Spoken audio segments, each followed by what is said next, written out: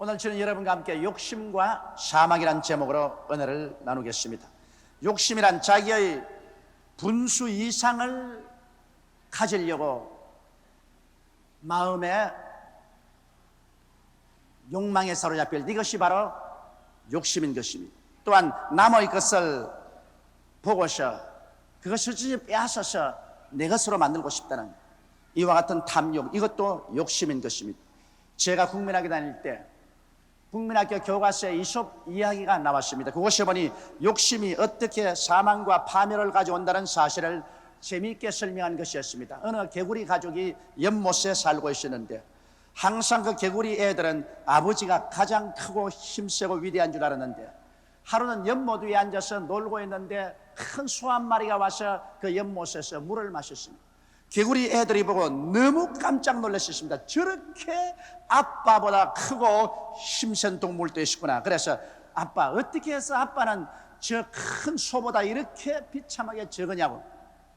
이러니까 그 개구리가 자기의 개구리 된 분수를 알고 있었으면 괜찮을 것인데 개구리가 황소가 되겠다고 입을 잔뜩 벌려서 자꾸 바람을 마셨습니다. 그러자 배가 풍선만치 커졌더니만 나중에 뻥 하고 터져서 죽어버렸다는 이야기였습니다. 그 다음 또 제가 읽은 이야기는 어느 개 한 마리가 푸죽간에 가서 큰 고기 덩어리 하나를 훔쳤습니다.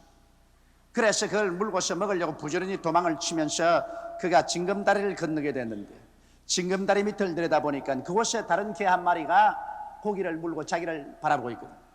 그것 쫓아 빼앗아 먹겠다고 어르렁거리고 왕 하고 입을 벌리니까 입에 있는 고기가 떨어져서 물에 떠내려가 버리고 징검다리 밑에 비친 그 개도 보니까 역시 고기가 없다는 것입니다. 이런 이야기를 통해서 마음속에 우리가 자기 분수를 넘어서 가지기를 원하는 욕심, 남의 것을 빼앗으라도 내 만족을 채우려는 탐심, 이와 같은 것이 얼마나 우리에게 파괴를 가져온다는 것을 가르쳐주고 있는 것입니다. 성경에는 욕심이 잉태한 적 죄를 낳고 죄가 장성한 적 사망을 낳는다고 말했습니다. 욕심이 어린애기를 잉태하듯이 마음속에 가득 채워지면 죄를 낳는다고 했습니다. 죄란 말은 바로 관역을 빗나갔다, 옆길로 나갔다는 의미가 바로 죄인 것입니다. 그러므로 욕심이 잉태하면 생각이 옆길로 나가고 감정이 삐뚤어 나가고 말과 행동이 삐뚤어 나갑니다. 욕심이 잉태하면 모든 것이 삐뚤게 생각되고 삐뚤게 보이고 삐뚤게 느끼고 삐뚤게 행동해서 결국에 사망을 이룹니다. 사람의 사망의 벼랑에 떨어져 버리고 말게 되는 것입니다. 그러므로 오늘 인생을 살아가면서 우리가 가장 조심해야 될 것은 우리를 파멸에 이르는 가장 무서운 죄가 우리 마음속에 욕심 및 탐심을 가지는 것입니다. 여러분, 오늘 개인이나 기업이나 국가가 망한 이유는 거의 모두가 다 이 욕심의 덫에 걸려버리기 때문인 것입니다. 우리 대한민국은 지금 한참 자유민주의 열기 속에 휩싸여 있습니다. 두세 사람만 모여도 정치 이야기에 지금 꽃을 피우는 것입니다. 그러나 그렇게 선망하는 자유민주국가도 순리를 쫓아 천천히 하나씩 타협하며 대화하며 양보하며 발전시켜 나가지 않고 일거에 돌풍을 일으켜 성찰해 가면 그것은 탐욕이 되고 그 탐욕의 결과는 모든 비리와 폭력과 비정상적인 것이 나타나며 또다시 파멸과 민주주의의 죽음이 다가오게 되고 말 것인 것입니다. 우리는 벌써 이와 같은 탐욕적인 욕심이 정치인들의 가슴 속에 과격 학생운동의 그 와중에 독버섯처럼 돌아가고 있는 것을 보고 우리 마음속에 우려하지 아니할 수가 없습니다. 저는 어떤 농부의 이야기를 들었습니다. 농부가 하루속히 벼수학을 얻기 위하여 아직 익지 않은 배이삭을 모두 저녁에 가서 억지로 뽑아놓았다는 것입니다. 빨리 자라라고. 근데 아침에 일어나니까 그 배이삭이 모두 다 하얗게 말라 죽었다는 것입니다. 여러분, 이 세상에 살면서 모든 것이 순리와 자연을 쫓아서야지 영리로 인간의 욕심으로 일거에 순식간에 무슨 일을 이루려고 하면은 반드시 그 뒤에는 파탄이 다가오게 되는 것입니다. 성경은 욕심이 잉태하면 죄를 낳고, 즉 빗나간 생각과 감정과 말과 행동을 하게 되고, 이 빗나간 행동이 계속되면 결국 사망에 이르고 만다는 것을 말씀하고 있는 것입니다. 이와 같은 사실은 우리가 성서적인 역사를 통해서 너무나 잘 알 수 있습니다. 여러분, 성경에 보면 하나님이 지으신 천사 중에 가장 아름답고 위대한 천사가 바로 루시퍼였습니다. 루시퍼는 천사장으로서 하나님의 거룩함을 지키는 천사였습니다. 그는 장대하고 힘있고 아름답게 지음을 받았고 하늘나라의 모든 음악을 관장하는 천사장이었습니다. 그 자신이 얼마나 아름다웠기에 그가 그만 자기의 아름다움에 도취되어서 자기도 하나님처럼 되겠다는 탐욕을 품게 된 것입니다. 아름다운 천사장 루시퍼가 자기 스스로의 아름다움에 도취되어서 탐심으로 하나님의 보좌를 빼앗고 하나님 자리에 올라앉으려는 탐욕을 품었다가 이 빗나간 생각 때문에 하나님의 심판을 받아 그는 내어 쫓겨서 오늘 사탄이 되고 그와 함께 따라 타락한 천사들은 귀신들이 된 사실을 알고 있습니다. 여러분, 아담과 하와도 똑같은 탐욕 때문에 타락했습니다. 성경에 하나님께서 아담과 하와를 하나님의 형상과 모양대로 지으셨다고 말씀한 것입니다. 하나님이 지으신 어떠한 존재도 하나님의 형상과 모양대로 지은 적은 없었습니다. 그러므로 사람은 하나님의 형상과 모양대로 지음을 받았습니다. 그리고 하나님께서 동방에 에덴을 지으시고 보기에도 아름답고 먹기에도 좋은 실과가 나게 하는 극락의 낙원을 만드셨습니다. 그리고 아담과 하와에게 말씀하기를 동산의 모든 실과는 너희가 다 마음대로 먹되 동산 중앙에 있는 선악을 하는 실과는 먹지 말라. 이는 먹는 날에 너희가 반드시 죽으리라고 말씀하십니다. 이것은 하나님께서 사람을 하나님의 형상과 모양대로 지어놓아서 사람에게 큰 지혜와 지식과 총명과 능력을 주셨기 때문에 사람이 하나님의 절대 주권에 순복하는가 안 하는가 시험해보고 순복할 때 그와 같은 사람으로서의 특권을 다 누리도록 하려고 하신 것입니다. 그런데 바로 사탄이 와서 이 사람을 꾀하셨습니다. 아담과 하와에게 말하기를 너희 정말 동산의 모든 실과를 먹지 말라고 하느냐. 하와가 하는 말이 아니라 동산의 실과는 다 먹되 선악을 하는 실과는 먹지 마라. 먹는 날에는 죽을까 하노라 하시더라. 그렇게 말하니까 아니라 너희가 이 선악과를 먹는 날에는 내 눈이 밝아져서 너희도 하나님처럼 될 것이라고 말하셨습니다. 이 탐욕적인 유혹에 아담과 하와가 넘어가는 것입니다. 사람이면 사람을 따라 살아야지 왜 사람이 하나님처럼 되려고 합니까? 사람은 사람의 분수를 지켜야지 왜 사람이 자기 분수에 맞지 아니한 하나님처럼 되려고 말하고 왜 사람은 하나님의 보좌를 빼앗으려는 마귀의 탐심에 물들어갔었습니까? 아담과 하와는 그 탐욕에 물이 들었어요. 그만 하와가 손을 내밀어서 그 실과를 땄었습니다. 먹음직하고 부함직하고 지혜를 얻기에 탐스러웠었습니다. 자기가 먹고 자기 남편에게도 먹여서 그들이 하나님을 반역하게 되고 타락했습니다. 그 결과 하나님께 버림을 받아 그 영혼 죽고 육신이 흙으로 돌아가는 선고를 받고 그들이 사는 땅은 가시와 엉겅퀴가 나고 저주의 땅이 되고 말한 것입니다. 그러므로 아담과 하와는 그때 이후로 지금까지 하나님께 쫓겨남을 받고 육신은 나중에 병들어 죽고 땅은 저주에 물들은 곳에서 우리는 피투성이가 되어 살아온 것입니다. 이 모든 것은 탐욕으로 말미암아 가져온 죄악의 결과인 것입니다. 이러므로 욕심은 인간의 인격을 비뚤어지게 하고 인간의 생각을 빗나가게 합니다. 인간의 행동을 비뚤어지게 행동하게 하고 결과적으로 파멸을 향해서 스스로 걸어가게 만드는 것입니다. 여러분, 욕심이 갖고 온 역사적인 비극의 사건은 우리는 너무나 잘 알고 있습니다. 1940년대 독일의 나치당을 창설한 히틀러는 독일의 아리안 민족이 이 세상에서 가장 위대한 민족이다. 그러므로 독일 민족, 즉 아리안 민족이 온 세계를 지배해야 된다는 얼토당토하는 탐욕적인 민족적 욕심을 가졌습니다. 그래서 그런 전쟁을 일으켜 온 구라파를 초토화했었습니다. 수많은 인명과 재산을 살성했습니다. 제2차 세계대전 당시 죽은 수만 해도 수천만 명이 되었습니다. 그와 함께 구라파가 오유화될 뿐 아니라 히틀러는 자신도 죽고 자기 나라도 망쳐버리고 말한 것입니다. 여러분, 우리 아시아에서는 일본의 동조가 터무니없는 탐욕을 가지고 대동아 공영권이라는 캐치프레이즈를 들고서 온 동남아를 다 먹으려고 달라들었습니다. 조그마한 섬나라가 자기의 분수 이상의 탐욕을 가지고 한국을 먹고 만주를 먹고 중원 대륙을 공략하고 아시아 전체에 피바다를 이루었었습니다. 그 결과로 얼마나 많은 사람들이 재산을 잃고 가족을 잃고 처절하게 죽었습니까? 그 결과 자기들도 원자탄을 얻어맞고 결국 일본 제국주의는 파멸하고 마는 것입니다.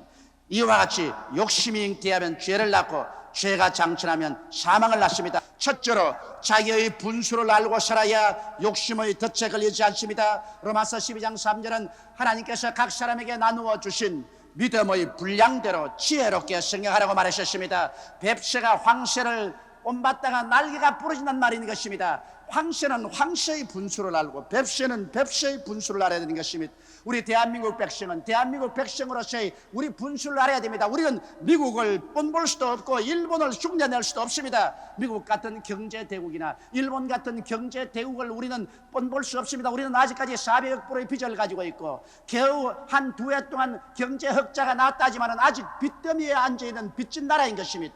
할 수 없이 세계 경제 상황으로 말미암아 미국의 압력으로 더 시장을 개방해야 되고 더 외국 물건을 사들여야 되겠지만은, 그러나 우리가 흥청망청 외국 물품을 사용하고 우리 한국산을 사용하지 아니하면 한국의 기업이 무너지고 공장들이 문을 닫게 되면 수많은 사람이 직업을 잃게 되고 또다시 경제적인 파탄과 위기 속에 떨어지고 말 것인 것입니다. 우리는 절대로 자기의 분수를 아는 지혜를 얻어야 되는 것입니다. 저는 30년 목회를 하는 동안에 분수를 넘어서 살려고 하다가 망하는 수많은 가족들을 보았었습니다. 어떤 가정에는 남편이 자기 분수를 차리지 못하고 그저 먹고 마시고 쾌락을 누리는데 정신없어서 자기 수입보다 훨씬 많은 돈을 써서 처자를 길거리에 앉게 하는 것도 보았으며, 어떠한 부인은 남편의 수입은 작은데 자기 동창이나 친구들처럼 잘 살겠다고 허세를 부리다가 가정을 파탄에 이르게 하는 것도 수없이 보았었습니다. 이러므로 우리는 마음속에 자기의 분수를 알고 분수대로 살 수 있는 지혜를 얻어야만 하는 것입니다. 나의 분수가 무엇인가, 그 한계를 넘지 아니할 때 우리는 욕심의 올무에 걸리지 아니하는 것입니다. 둘째로 우리는 요행이나 일확천금을 기대하지 말아야 됩니다. 저도 우연히 산길을 걸어가면 혹시 금덩어리나 떨어지지 않은가 그런 생각이 마음을 스칠 때가 많습니다. 사람들마다 그 마음속에 요행을 바라고 일확천금을 기대하는 그러한 사행심리가 다 있습니다. 그러나 이와 같은 것은 비정상인 것입니다. 이와 같은 것이 정상적으로 받아들이면 사람들의 마음속에 욕심과 탐심이 생겨나고 사람들은 일하지 않게 되고 요행이나 일확천금을 바라고 삐뚤어진 생각과 말과 행동을 하다가 파탄되고 마는 것입니다. 1958년도 우리가 신학을 졸업하고 불광동에 가서 교회를 개척할 때 대단히 어려운 점이 많았습니다. 나무 땅 위에 찢어진 천막을 치고 가마니를 깔고 예배를 드리니 겨울에는 한없이 춥고 여름에는 비가 와서 노박비에 젖어 있으며 수많은 벌레와 개구리들이 그 교회당 안에 몰려 들어와서 예배를 볼 수가 없었습니다.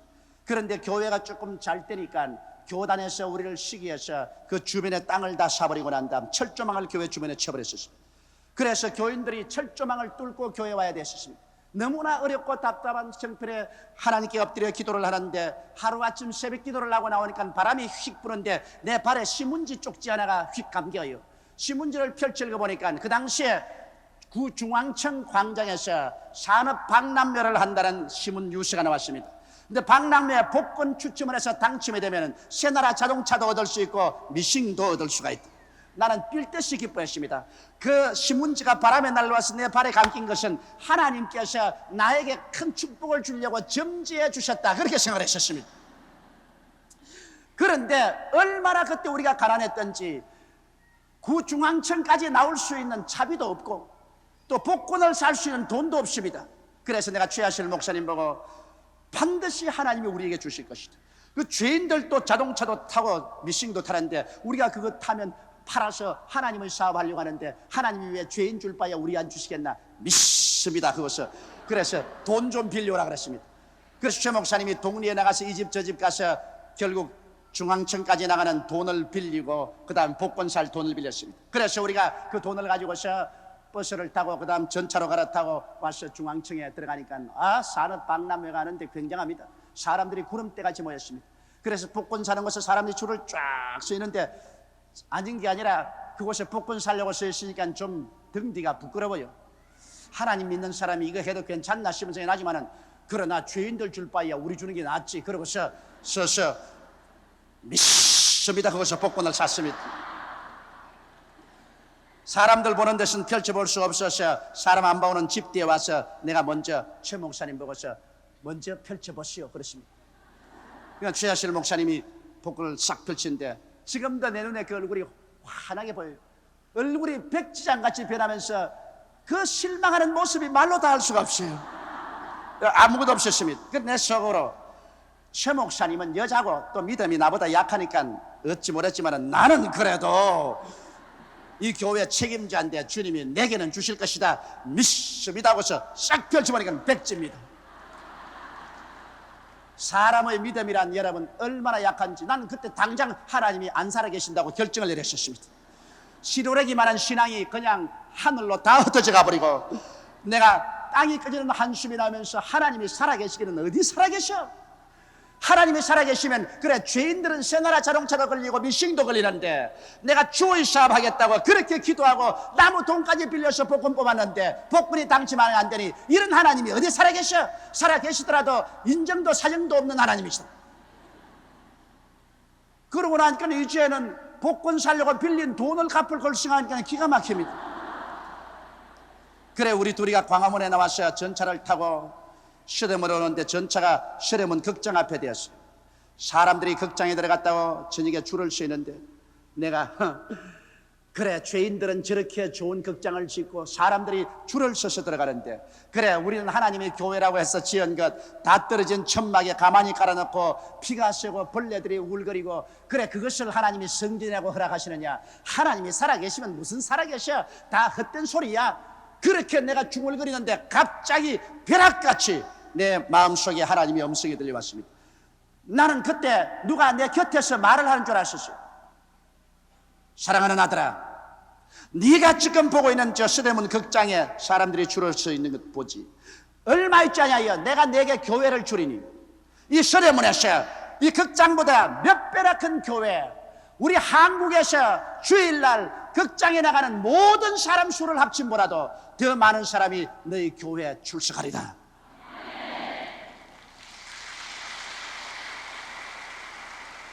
지금은 여러분 박수 치지만 나는 그때 내가 돌아서 헛소리를 듣는 줄 알았었습니다. 너무 마음에 실망을 해서 내가 헛소리 듣는 것이 아닌가.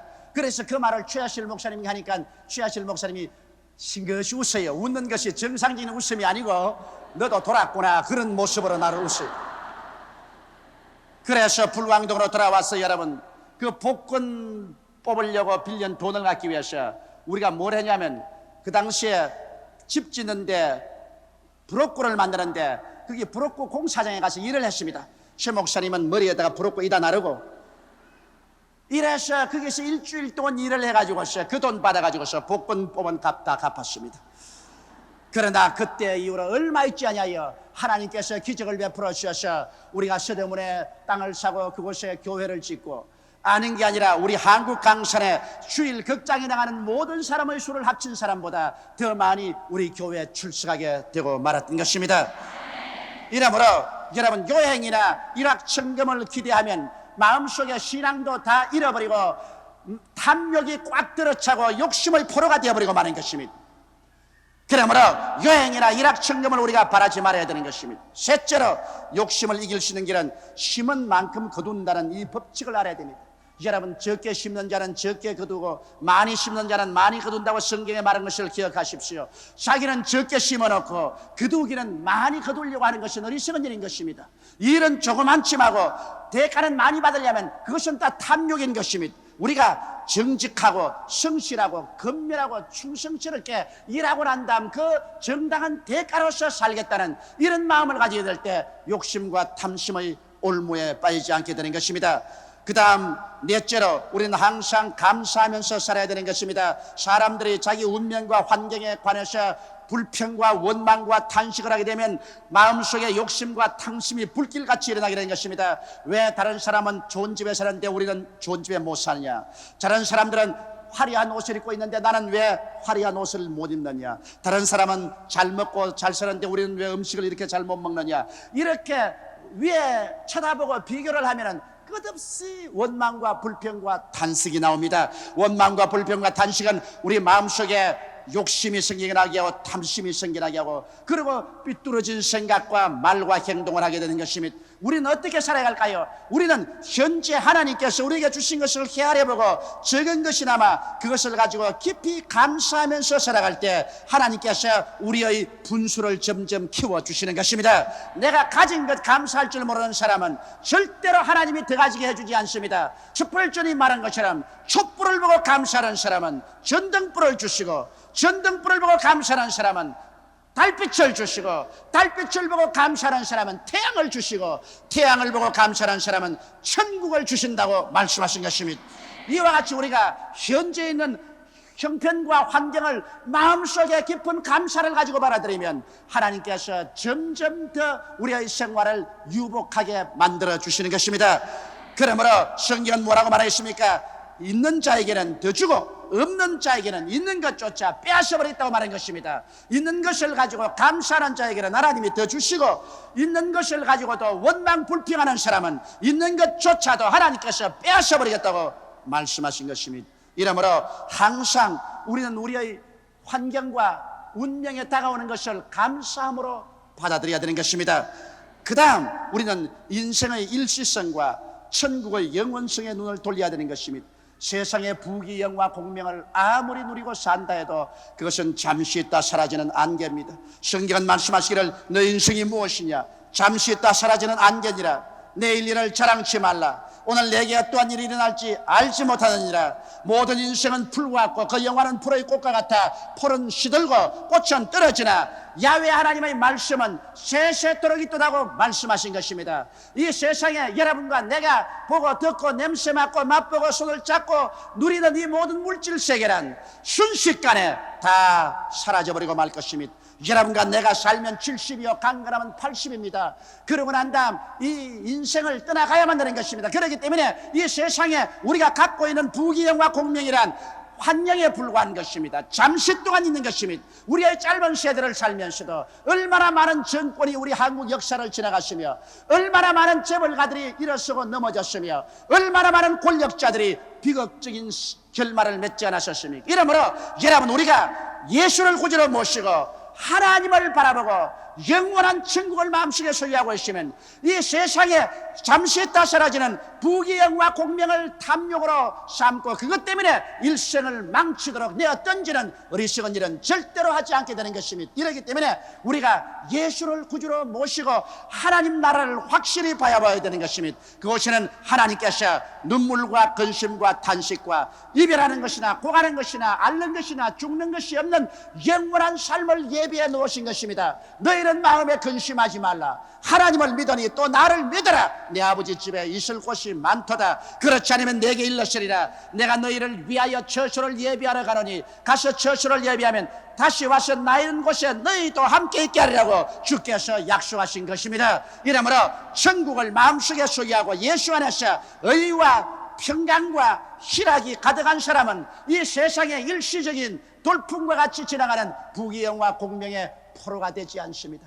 세상의 부귀영화 공명의 포로가 되어서 천지를 알지 못하고 그 욕심을 쫓아가다가 그만 마음과 생각과 행동이 비뚤어져서 결국에는 거대한 죽음의 벼랑에 떨어졌던 우리 과거의 정치인들, 경제인들, 세도가들의 결말을 우리는 너무나 잘 알고 있는 것입니다. 이러므로 사랑하는 성도 여러분, 여러분은 예수 안에서 하나님의 나라를 마음속에 소유하고 그를 따라서 마음의 안정을 가지고 살게 되면 욕심의 올무에 떨어지지 않게 되는 것입니다. 그 다음 마지막으로 욕심은 대적해야 되는 것입니다. 욕심은 마귀가 가져오는 것이기 때문에 욕심은 물리쳐야 돼요. 루시퍼가 욕심을 물리쳤으면 천사장으로 남아있을 것이요, 아담과 하와가 마귀의 욕심의 유혹을 물리쳤으면 그의 후손을 이와 같은 비극적인 삶으로 몰아넣지 않았을 것입니다. 이러므로 여러분 우리의 마음속에 욕심이 다가올 때 언제나 예수 그리스도의 믿음 속에 서서 욕심을 물리쳐야 하는 것입니다. 우리 마음이 평상심 속에 서고 정상적인 궤도를 벗어나지 말아야 돼요. 욕심은 저버려야 됩니다. 이것은 대적하면 여러분 이길 수 있습니다. 미국에 가면 자동차 운전수들을 격리하기 위해서 5분 빨리 가려다가 영원히 빨리 간다는 캐치프레이즈를 많이 따르는 걸 보았었습니다. 욕심을 내서 5분 좀 빨리 도착하려고 속도를 내다가 그만 영원히 빨리 가버리고 맙니다. 여러분 잠시 좀 잘 살려고 하다가 영원히 파멸당하는 비극적인 인생의 결말을 맺게 하는 것이 바로 욕심인 것입니다. 욕심이란 화려하고 찬란한 독사와 같습니다. 보기에 심히 아름답고 매혹적이지만 일단 품에 품으면 이빨에 물려 돌아오지 못할 죽음의 포로가 되어버리고 마는 것입니다. 한 개인의 욕심은 개인만을 파멸시키지 않습니다. 인간은 운명적으로 혼자 살지 못합니다. 개인은 가정에 속하고 사회에 속하고 국가에 속하고 인류에 속합니다. 한 개인의 욕심을 부려서 삐뚤어진 행동으로 사망을 가져오면 그 파멸은 수많은 사람을 고통 속으로 밀어넣고 마는 것입니다. 이러므로 우리는 욕심을 십자가에 못 박고 오직 성령의 인도를 통해서만이 하루하루 감사하면서 사는 우리들이 되어야 되겠습니다. 하나님께서는 예수 그리스도 안에서 죄 용서함을 주시고 성령 충만을 주시고 치료를 주시고 아브라함의 축복을 주시고 영생 부활을 주시는데 십자가를 통하여 하나님의 은총을 받고서 우리는 언제나 내 마음속에 평상심을 가지고 정로를 걸으며 탐욕을 버리고 탐심과 욕심을 저버리고 나아갈 때 한평생을 하나님의 은총 중에 편안하게 살고 영원한 천국까지 누리게 되는 것입니다.